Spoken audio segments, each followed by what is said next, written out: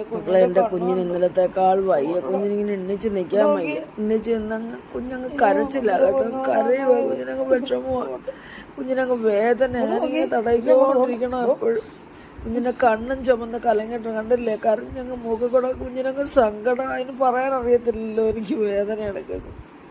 പിന്നെ ഇങ്ങനെ കുറച്ച് നേരം നിൽക്കും, പെട്ടെന്നും കിടക്കും. കുഞ്ഞിന് നിൽക്കാനൊന്നും വയ്യ, കണ്ടില്ലേ. ഞാൻ തടകി അടുത്തിരിക്കണം.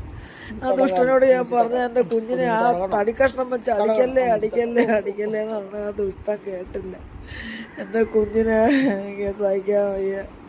എൻ്റെ പൊന്നുമോനെ ആ പട്ടി അവരുടെ പട്ടിയെ കടിച്ചെന്നും പറഞ്ഞ് എൻ്റെ കുഞ്ഞിനെ ആ പടത്തേക്ക് കടിച്ചു.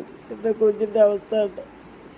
ഇതാണ് അവസ്ഥ. ഇച്ചിരി നേരം നിന്ന് കഴിഞ്ഞിട്ട് കുഞ്ഞിന് പിന്നെ നിൽക്കാൻ വയ്യ, ഇങ്ങനെ കിടക്കും. ഞാൻ ഇങ്ങനെ തടകി കൊടുക്കും. ചോറൊന്നും കഴിക്കാൻ, കുഞ്ഞിന് ഭക്ഷണം കഴിക്കാൻ വയ്യ. വായിക്കകത്തോട്ട് വെച്ച് കൊടുക്കും, എന്നിട്ടും ചവയ്ക്കാൻ പാടാണ്. പിന്നെ കുഞ്ഞിനങ്ങ് വിശപ്പുണ്ട്, കുഞ്ഞിന് കഴിക്കണമെന്നുണ്ട്. പിന്നെ ശകലിച്ച് വെച്ച് കൊടുക്കുന്ന കുഞ്ഞ് ചവച്ച് കഴിക്കും. എന്തോ പറയാനാ മക്കൾ.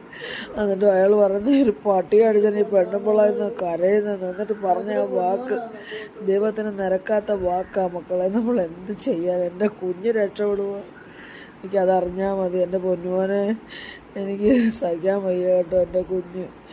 എൻ്റെ കുഞ്ഞിന് കുറയ്ക്കാനും വയ്യ, ഒന്നും വയ്യ. കുറച്ചാൽ ആൾക്കാർക്കെല്ലാം കുഞ്ഞിനെ പേടി, പക്ഷെ കുഞ്ഞിന് ആൾക്കാരെയും പേടിയായിരുന്നു കേട്ടോ.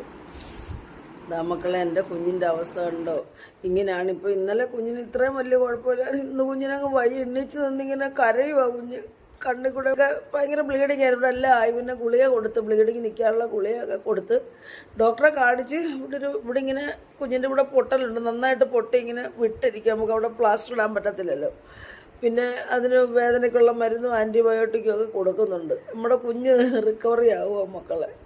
ഞങ്ങൾക്കങ്ങ് ആശങ്ക. ഈ തലയ്ക്കൊക്കെ അടിയേറ്റ് കഴിഞ്ഞാൽ പിന്നെ അത് എന്താന്നായിത്തീരുമെന്ന് ഒരു സമാധാനമില്ല. വലിയ തടിക്കഷ്ണം കൊണ്ട് അടിക്കല്ലേ എന്നങ്ങനെ തോരാതെ പറഞ്ഞിട്ട് അയാൾ കേട്ടില്ല. അയാളുടെ പട്ടിയെ കടിക്കുന്നത് ഇവനെയാണ് കടിച്ചത്. എൻ്റെ കുഞ്ഞിൻ്റെ ഇവിടെ ഇങ്ങനെ കടിച്ചു പിടിച്ചത്. അതാ കുഞ്ഞിൻ്റെ തല ഇങ്ങനെ മേളിൽ നിന്നിട്ട് കുഞ്ഞിൻ്റെ ഉച്ചയ്ക്ക് അടിച്ചത്. എൻ്റെ കുഞ്ഞ് രക്ഷപ്പെടുമോ മക്കളെ? എനിക്ക്